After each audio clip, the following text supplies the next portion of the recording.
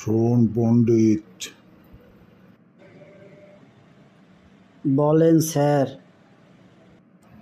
তুই যে অপরাধ করছো সেই অপরাধের কোনো ক্ষমা নাই, কিন্তু তোরে একটা সুযোগ দিতে চাই।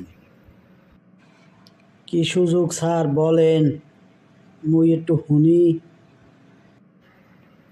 তোরে একটা প্রশ্ন করমু, তুই যদি প্রশ্নের উত্তর দিতে পারো তাহলে তোরে মাফ করে দিমু।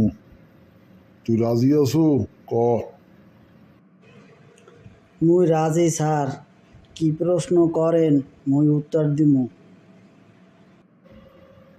প্রশ্নটা হইল, মাইয়া লোক আর টাহার মধ্যে পার্থক্যটা কি? তুই যদি কইতে পারো তাহলে তোরে মাফ করে দিমু, যা।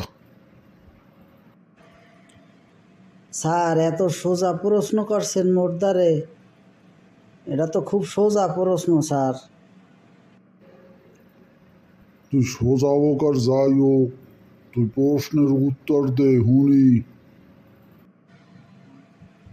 স্যার এই টাহা 10 টাকার। টাকা 10টা তো তোর। টাহা 10টা আমনেরে দিয়ে দিলাম, এখন কার? টাকা 10টা তো এখন মোর। স্যার টাহা 10টা দিয়ে 10টার মুড়ি কিনলে টাহা 10টা কার? টাকা 10টা তো হেলে দোকানদারের। স্যার মাইয়ারা প্রথম থাহে কার, যখন বাবা মায়ের বাসায় থায়? বাবা মায়ের বাসায় থাকলে তো মাইয়েরা বাবা মায়ের মেয়ে থাকে।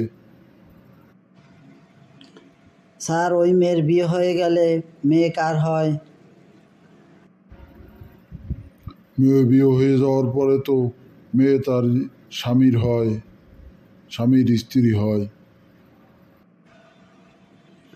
স্যার ওই মেয়ে স্বামী ছেড়ে যদি আরেকজনের ভালোবাসা তার লাগে পলাই যায়, তখন কার হয়? তখন তো ওই মেয়ে সেই বেটার বউ হয়। স্যার আমি যে কইছি মেয়ে মানুষ আর টাকা একই জিনিস, এখন তো বুঝলেন মেয়ে মানুষ যার কাছে থাকে তার হয়, আর টাকা যার পকেটে থাকে তার হয়।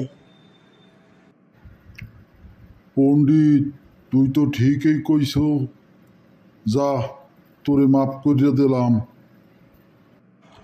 প্রিয় বন্ধুরা, আমাদের এই ছোট্ট নাটিকাটি যদি আপনাদের ভালো লেগে থাকে তবে এক্ষুনি আমাদের চ্যানেলটিকে সাবস্ক্রাইব করে দিন।